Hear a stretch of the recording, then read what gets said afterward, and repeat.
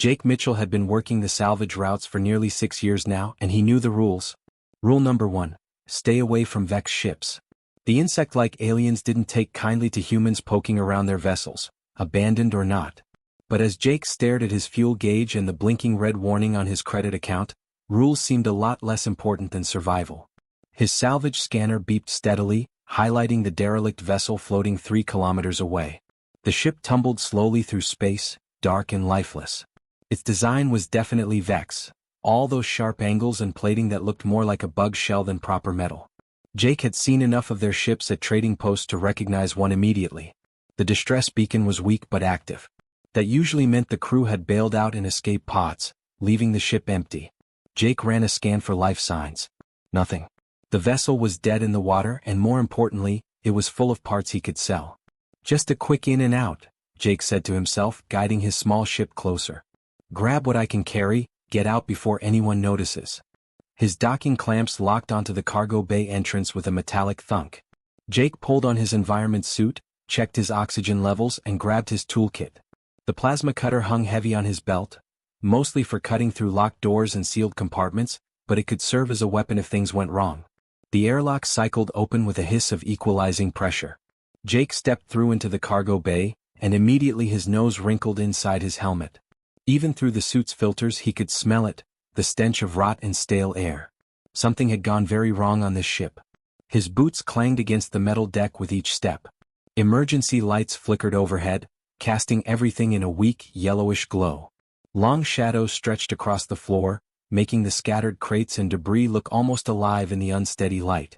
Jake's helmet light cut through the darkness as he moved deeper into the bay. The air recyclers were offline. Had been for a while, judging by the smell. The environmental systems panel on the wall showed nothing but red error messages. This ship had been dying slowly, systems failing one by one until there was nothing left but an empty shell drifting through space. Jake was halfway across the cargo bay when he heard it. A sound. Faint and weak but definitely organic. A whining noise like an animal in pain. He froze, hand instinctively moving to his plasma cutter. Life sign scanners weren't perfect. They could miss things, especially if whatever was aboard was dying or in some kind of stasis. Jake's heart hammered in his chest. The smart move would be to turn around, get back on his ship, and forget he'd ever been here. But curiosity was a powerful thing. And that sound? It pulled at something in Jake's chest. It was the sound of suffering, pure and simple. Hello? Jake called out, his voice echoing through the empty ship. Anyone there? The whining sound came again, a little louder this time. It was coming from deeper in the ship, past the cargo bay and into what looked like the crew quarters section. Jake hesitated for just a moment, then followed the sound. The corridors were a mess. Cables hung from the ceiling like dead vines. Panels had been torn off the walls, exposing the ship's guts, wiring, pipes, and support beams. Jake had to climb over a collapsed section of wall to keep moving forward. Whatever had happened here, it hadn't been a clean shutdown. This ship had suffered some kind of catastrophic failure. The whining grew louder with each step. Jake rounded a corner and found himself in what looked like a holding area. Prison cells, maybe, or storage for cargo that needed to be kept separate. And there, in the last cell, chained to a thick support beam, was the source of the sound. Jake's breath caught in his throat. It was a creature unlike anything he'd ever seen in all his years working the Outer Rim. About the size of a big dog, maybe a German Shepherd or a Mastiff. But that's where any similarity to Earth animals ended completely. The thing had 6 legs, not 4. Each leg ended in what looked like crystalline paws that caught the light from Jake's helmet and split it into tiny rainbows. His fur was the most striking thing. It shimmered and pulsed with light from inside, like the creature had swallowed a bunch of glow sticks. The light was weak now, barely visible, pulsing in slow rhythms of blue and violet. The creature's sides heaved with labored breathing. Jake took a step closer and the creature's head lifted. Its eyes opened and Jake felt something twist in his gut. Those eyes were intelligent. Not animal smart like a dog or cat, but truly aware. The creature was looking at him, really seeing him, and in those eyes Jake saw pain, fear, and something else, hope. The creature was in bad shape. Its fur was matted and dull where it wasn't glowing. Its body was way too thin, ribs visible under the skin. Worst of all was the collar around its neck, a thick metal band covered in burn marks. Every few seconds it sparked weakly and the creature would flinch. Jake's hands clenched into fists. Someone had done this. Someone had chained this intelligent creature here and left it to die alone in the dark. He looked at the chains, heavy Vex restraints designed to hold and punish. His plasma cutter could cut through them, no problem. But getting involved with Vex business was dangerous. Really dangerous.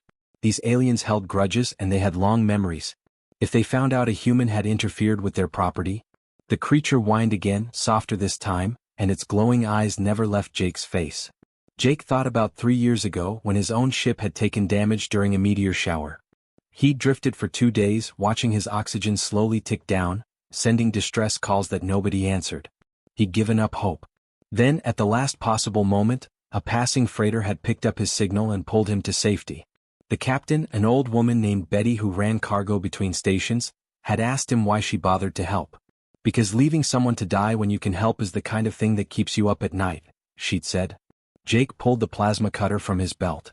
Ah hell, he muttered, moving toward the creature. I'm going to regret this. The creature watched him approach but didn't move. It was like it understood somehow that Jake was there to help, not hurt.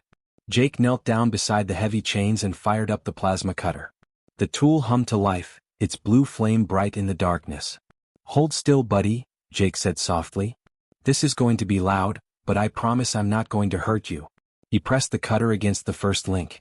Metal hissed and sparked, glowing orange and then white as it melted. The creature didn't move, didn't even flinch at the noise and the sparks flying everywhere. It just watched Jake with those impossibly intelligent eyes. The first chain broke with a snap. Then the second. Jake worked his way around, cutting through each restraint. The shock collar was the last piece. He had to be careful with that one. He didn't know if it would discharge when he cut it, maybe hurt the creature one final time. Easy now, Jake whispered, positioning the cutter. Almost done. The quarantine protocol turned out to be mostly hot air. Jake figured that out pretty quickly once he got to the main control panel. The ship was running on backup power, barely enough to keep the emergency lights flickering and the basic life support limping along. There was no way it had the juice to enforce a real lockdown. The automated warning was just a leftover security measure from when the ship actually functioned. Still, it took Jake about 20 minutes to shut down the alarm systems and convince the ship's dying computer that everything was fine. 20 minutes of working with sparking wires and glitchy control panels while red lights flashed and that mechanical voice kept droning on about quarantine protocols. But those 20 minutes taught Jake something important. Something that changed everything. The creature was smart. Not dog smart or cat smart. Really, genuinely intelligent.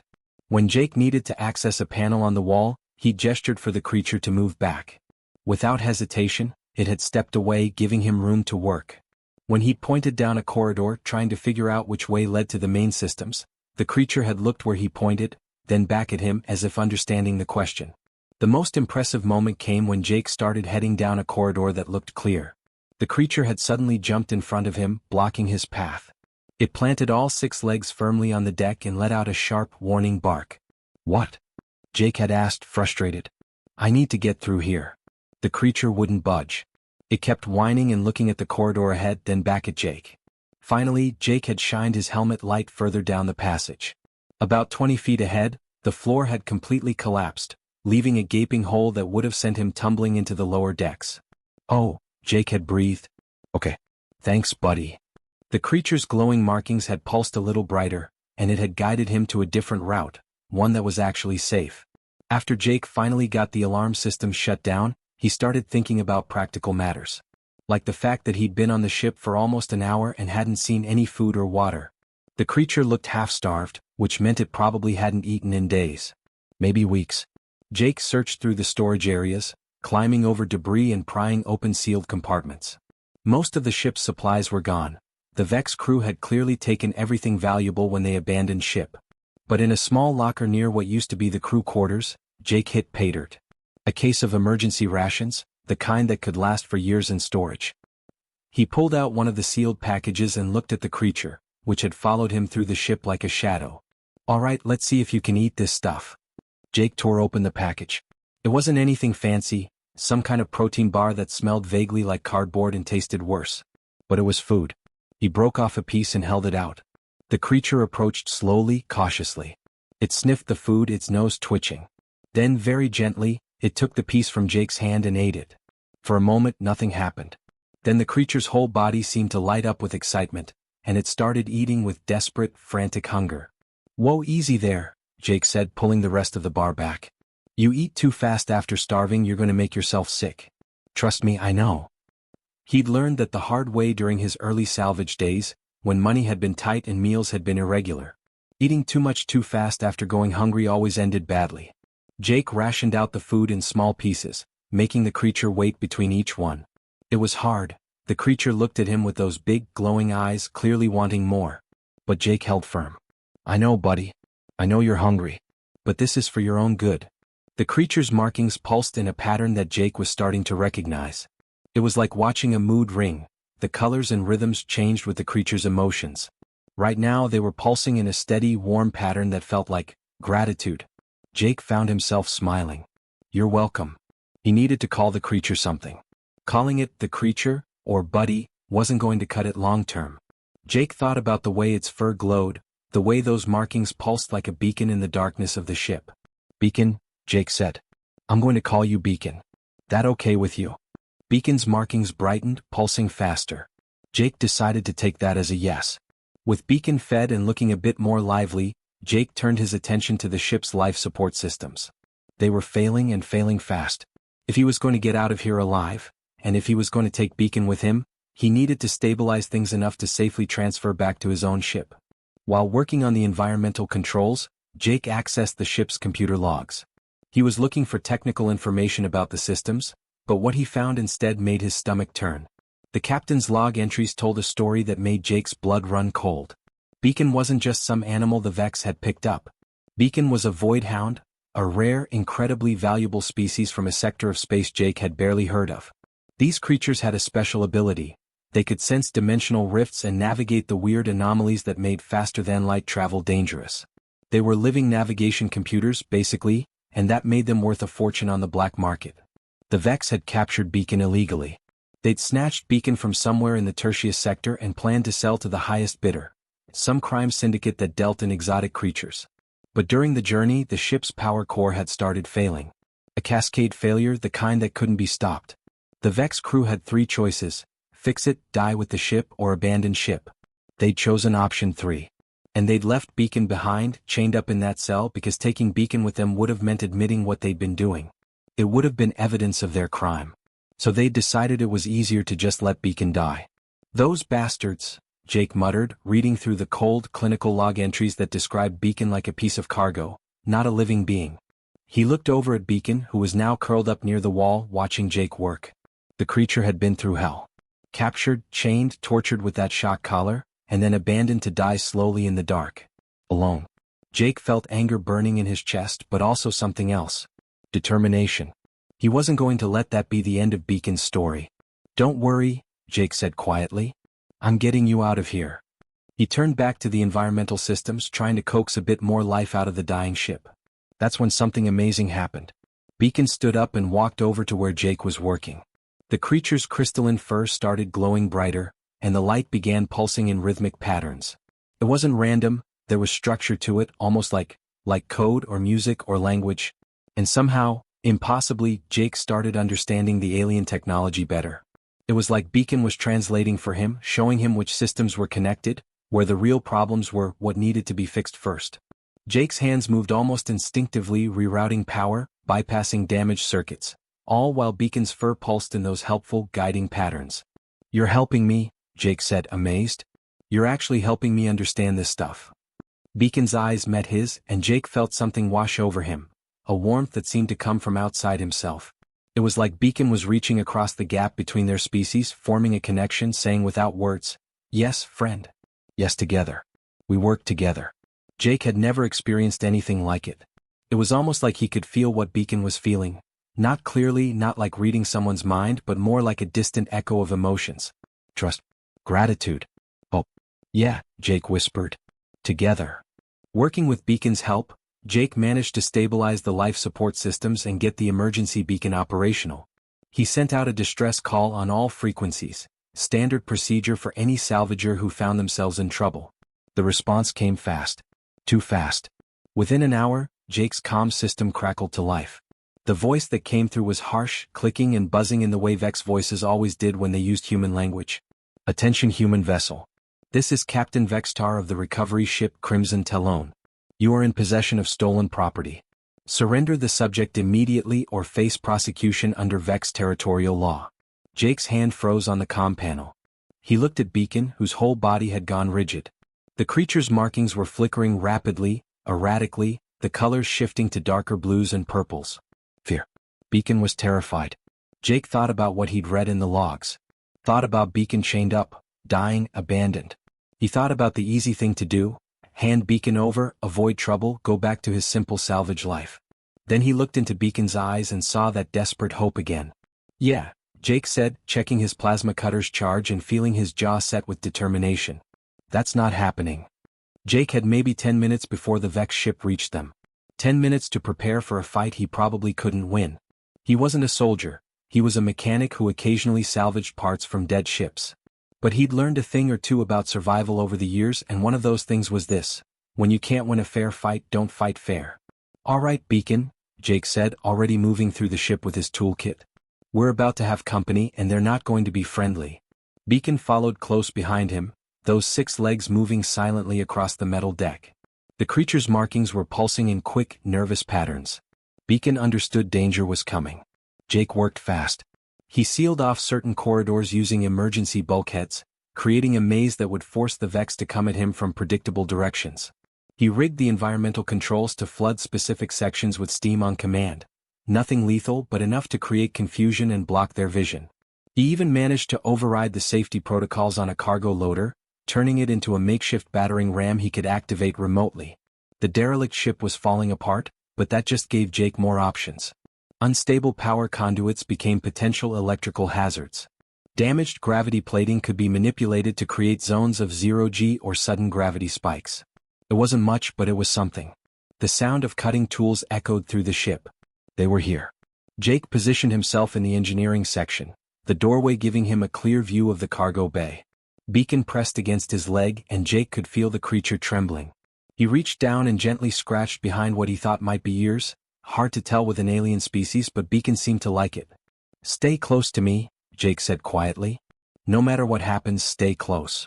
The makeshift barricade he'd welded across the cargo bay entrance didn't last long. The Vex cutting tools made short work of it, and within minutes, 3 armored figures stepped through the smoking gap in the metal.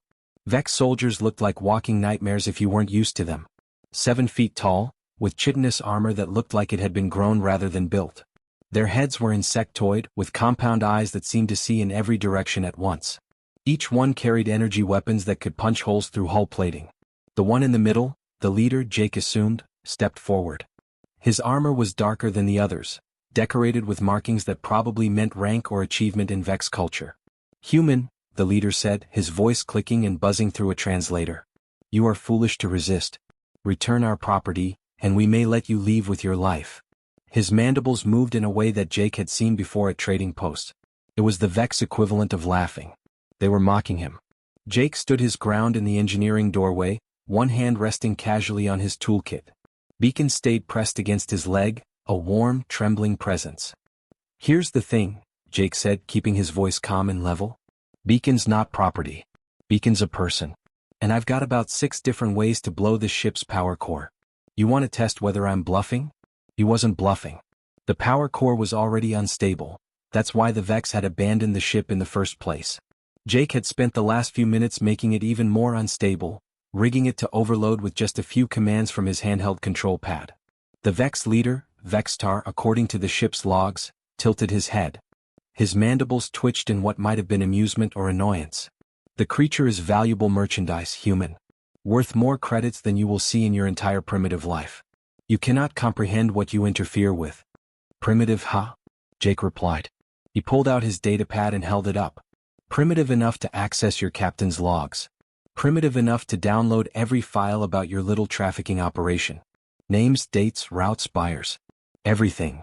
He saw Vextar's posture stiffen. That's right, Jake continued. And all of it is queued up to broadcast on every open channel in this sector. News stations, coalition headquarters, Vex government channels, everyone. If my heartbeat stops, if I don't check in every 5 minutes, it all goes out automatically. That got their attention. All 3 Vex soldiers had gone very still. You're criminals, Jake said. And you know what happens to Vex who get caught trafficking in sapient beings? I've heard the stories. Your own government doesn't take kindly to it. Something about bringing shame to the species? Vexstar's mandibles clicked rapidly, a sign of agitation. You are bluffing. Try me, Jake said flatly. The standoff stretched out, tense and silent. Jake's heart was hammering in his chest, but he kept his face calm. This was a gamble. A huge gamble. If the Vex called his bluff, if they decided killing him was worth the risk, then Beacon did something that changed everything. The Voidhound's markings suddenly blazed with brilliant light, bright enough that Jake had to squint. The air around them started to ripple and shimmer, like heat waves rising from hot pavement, except this was something else entirely. Something that made Jake's skin prickle and his teeth ache. The Vex soldiers' weapons sparked and died in their hands. Their armor started flickering, the power indicators going dark. Jake watched in amazement as the energy cells in their equipment simply drained. Like something was pulling the power right out of them. Beacon had weaponized the variability the Vex had tried to exploit. That dimensional sensitivity, that connection to the weird physics of FTL space. Beacon was using it as a weapon, creating some kind of flux that disrupted their technology. Jake didn't waste the opportunity. He hit the controls on his datapad, activating every trap he'd set. Steam flooded into the cargo bay from damaged pipes. The gravity plating flickered, sending the Vex stumbling. Alarms blared from every speaker. The cargo loader lurched to life, its massive arms swinging toward the intruders.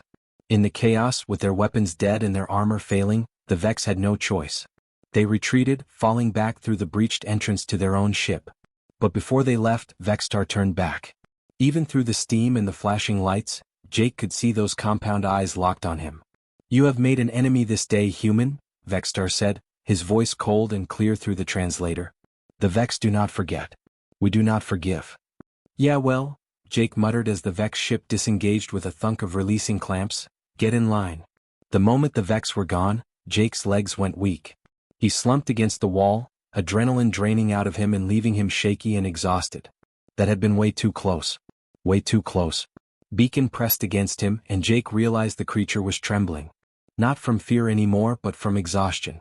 Whatever Beacon had done, it had taken a lot of energy. It's okay, buddy, Jake said, wrapping an arm around the Voidhound. We're okay. They're gone. But even as he said it, Beacon's markings started flashing in urgent, rapid patterns. Different from before. This wasn't fear or exhaustion. This was a warning. Jake pulled himself up and checked the ship's sensors. What he saw made his stomach drop through the floor. Multiple contacts. Big ones. Dropping out of FTL right on top of them. 5 ships, each one easily 3 times the size of the Vex vessel. And they weren't broadcasting any identification signals that Jake recognized.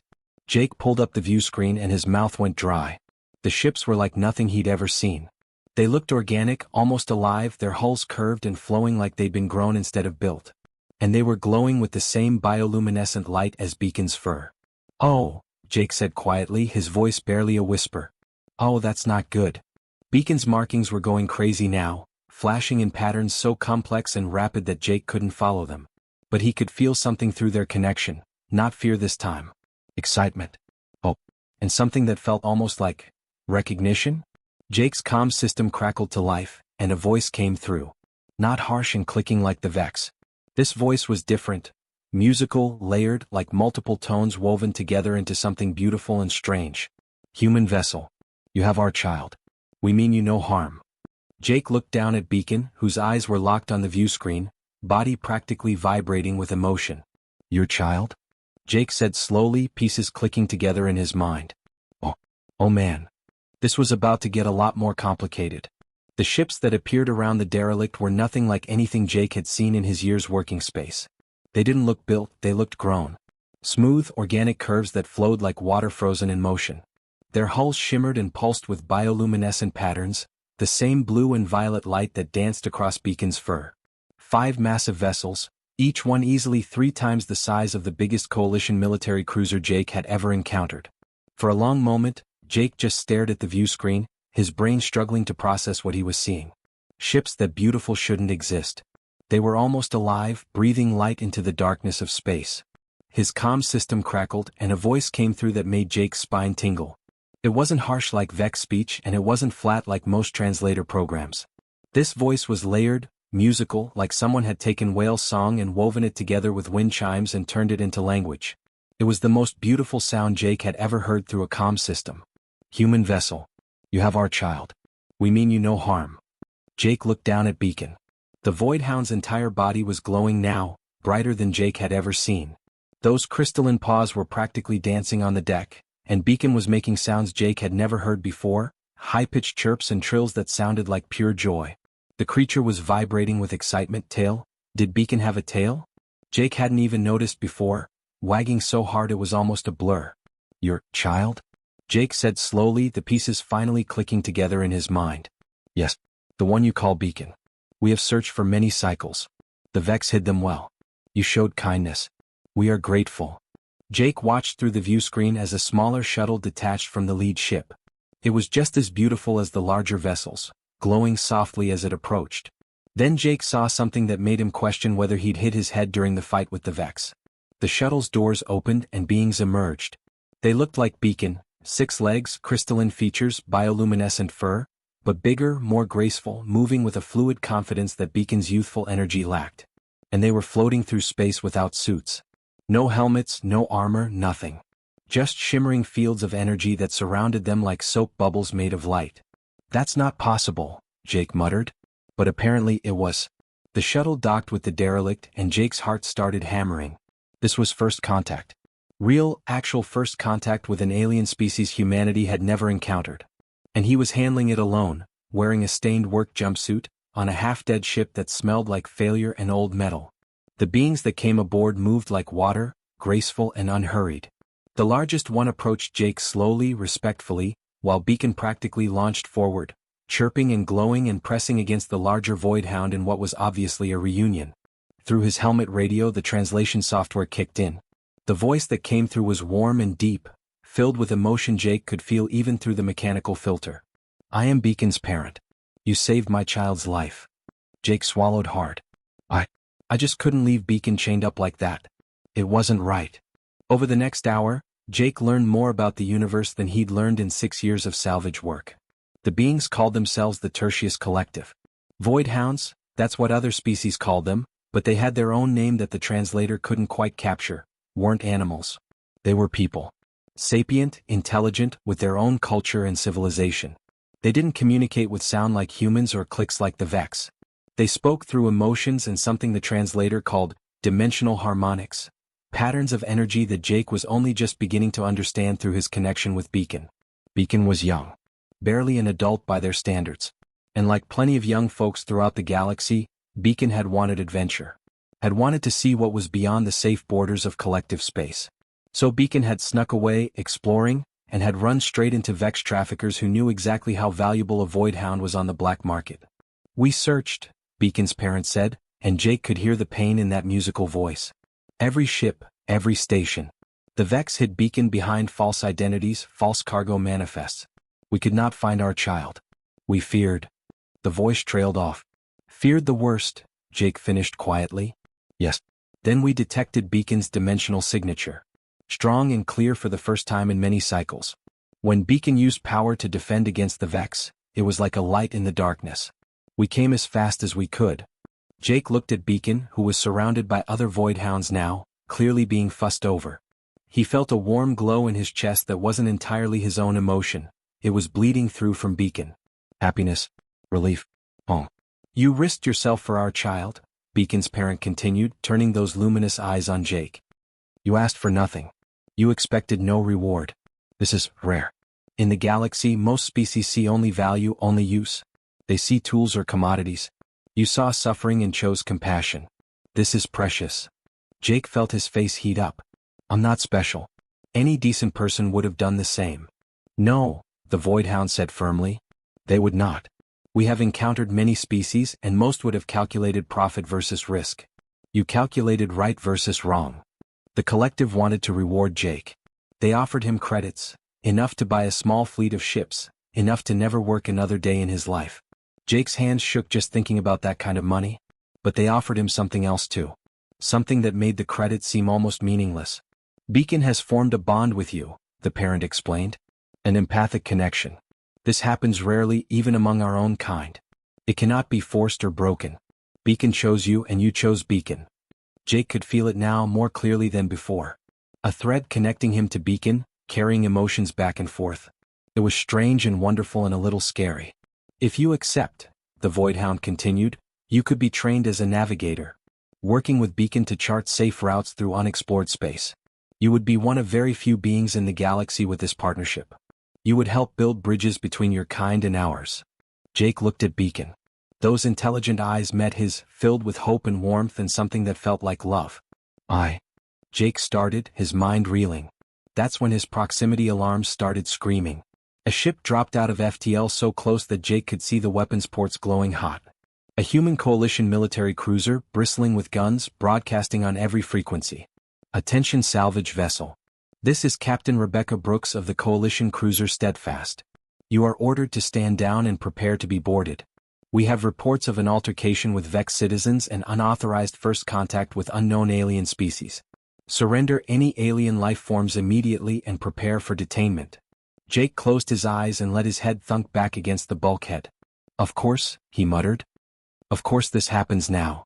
Through his bond with Beacon, he felt the Voidhound's confusion and fear. The other collective members had gone very still, their markings shifting to darker, more cautious colors. This was about to get really complicated. The standoff was tense enough to make Jake's teeth ache.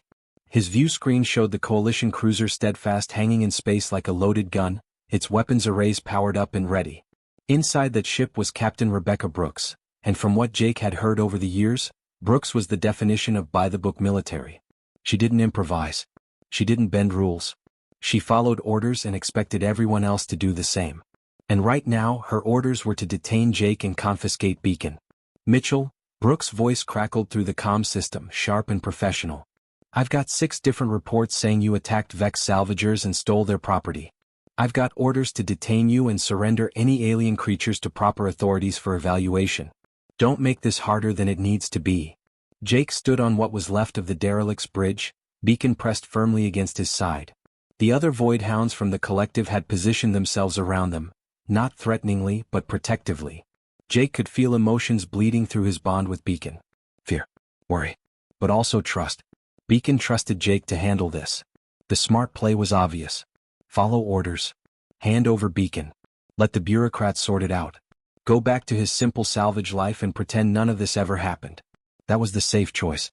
The easy choice. Jake thought about finding Beacon chained to that support beam, dying alone in the dark. He thought about those intelligent eyes meeting his, filled with desperate hope.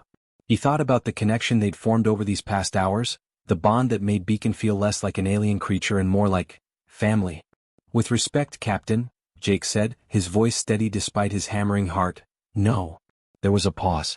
A long, dangerous pause. Excuse me? Brooks said, her tone dropping several degrees toward freezing. I'm not handing over my friend to anyone, Jake said. And if the Coalition has a problem with that, they can take it up with the Tertius Collective. He half expected Brooks to start firing. Coalition military didn't respond well to civilians refusing direct orders. But before she could respond, Beacon's parents stepped forward. The large Voidhound's markings blazed brightly, and when the translator carried its voice across all open channels, there was weight behind every word. The one called Jake Mitchell is under the protection of the Tertius Collective. The Vex violated interstellar trafficking laws. We have provided all evidence to your Coalition command structure. We formally request that Mitchell serve as cultural liaison between our peoples. That's not how this works, Brooks started, but the Voidhound gently interrupted. Captain Brooks, the musical voice continued. Your species is new to this region of space. You seek safe passage through dangerous territories. Navigation through the rim sectors costs your people many ships, many lives each year. The Tertius Collective offers assistance. Mapping data for safe FTL routes, navigation partnerships, technology exchanges. Because of Jake Mitchell. Because he showed the values we seek in potential partners. Compassion, courage, and loyalty. Jake watched Brooks' face on the view screen. He could practically see her mind working, calculating. She was military, yes, but she wasn't stupid. What the collective was offering could change everything for humanity's expansion into this region of space. You're offering humanity a navigation partnership? Brooks said slowly, carefully. Because one mechanic rescued Beacon? Yes, the Voidhound replied. We have observed many species across many cycles. Most see only profit, only utility, only what they can take or use. Jake Mitchell saw a suffering being and chose to act, asking for nothing in return. He risked his life against armed opponents to protect one who could not protect themselves. If humanity shares these values, we would speak further. If they do not. The Voidhound left that hanging. The silence stretched out. Jake could hear his own heartbeat in his ears. Everything hung on this moment. His future. Beacon's safety. Maybe even humanity's relationship with an entire civilization. Finally, Brooks let out a long breath. "Mitchell," she said, and Jake couldn't tell if she was angry or amused or both, "you're going to give me so much paperwork." So much paperwork. Jake felt his knees go weak with relief. "Yes, ma'am." "Sorry, ma'am. But." Brooks' voice softened just slightly. "Good work. Coalition Command is going to want to debrief you. Extensively. We're talking weeks of meetings and reports and diplomatic sessions. But for what it's worth, you did the right thing." Through his bond with Beacon, Jake felt a wave of relief and joy so strong it nearly knocked him over. "Thank you, Captain," Jake managed to say. "Don't thank me yet, Mitchell. You just volunteered for the most complicated job in human space. Welcome to diplomacy." 3 weeks later, Jake stood on the bridge of a ship that still made him shake his head in disbelief every time he looked at it. It wasn't the derelict. That wreck had been towed away for study. This was a new vessel, a hybrid design that blended human engineering with collective organic technology. The result was beautiful and strange, a ship that felt half alive under his feet. The hull curved in smooth, flowing lines that no human shipyard would have designed. But the control systems were familiar enough that Jake could actually fly the thing. Holographic displays floated alongside physical switches and controls. The engine thrummed with a sound that was part mechanical and part something else, something that resonated in Jake's chest in a way that felt almost musical. Beacon lounged in what Jake had started calling the co-pilot spot, a cushioned area to the right of the captain's chair. The Voidhound was fully recovered now, healthy and bright, markings pulsing in contented patterns. Beacon had gained weight, the crystalline fur shone with inner light, and those 6 legs looked strong and sure. Jake's new co-pilot, a coalition navigator named Danny Wright, was running through pre-flight checks. Danny was young, fresh out of the academy and still getting used to the idea of working alongside an alien species. But he was a good kid eager to learn. "So," Danny said, glancing at Beacon nervously, "we're really going to navigate using feelings?" Jake smiled. "Not exactly. Beacon senses dimensional rifts and FTL anomalies. I'm learning to understand what Beacon communicates through our bond. It's like Beacon shows me where the safe paths are, and I translate that into navigation coordinates." "That sounds insane." "Yeah," Jake agreed. "It kind of is. But it works." They were preparing for their first real navigation run, charting a new FTL corridor through a sector that had claimed 3 coalition ships in the last year alone. If they succeeded, they'd cut travel time between human space and the collective territories by half. More importantly, they'd prove that human collective partnerships could work. Jake reached down and scratched behind Beacon's ears. The Voidhound made a happy chirping sound, and Jake felt warmth and affection flowing through their bond. "You ready, buddy?" Jake asked. Beacon's markings pulsed in a pattern Jake had learned to recognize. Affirmation. Excitement. Home. The last one still surprised Jake. Beacon considered him home now. Not a place but a person. The feeling was mutual. "All right, Danny," Jake said, settling into the captain's chair. "Let's see what's out there." His hands moved across the controls, powering up the FTL drive. Beacon's markings began pulsing in complex rhythms, and through their bond, Jake started feeling directions. Not north or south, not coordinates exactly, but paths through the strange folded space of FTL travel. Safe routes that avoided the rifts and anomalies that made this region so dangerous. Jake had come out here looking for spare parts to sell. Instead, he'd found a friend, a purpose, and a future he never could have imagined. He'd learned that sometimes the most important discoveries weren't new worlds or technologies, they were connections between people, no matter how different those people might be. As the ship jumped to FTL, reality blurring around them in a way that still made Jake's stomach flip, he thought about how one choice had changed everything. One decision to help someone who needed it. One refusal to walk away from suffering. The galaxy was huge and strange and full of wonders Jake was only beginning to understand. But he wasn't exploring it alone anymore. Through the bond, Beacon's emotions washed over him. Together. Always. Home. Jake smiled and guided the ship into the unknown, ready for whatever came next.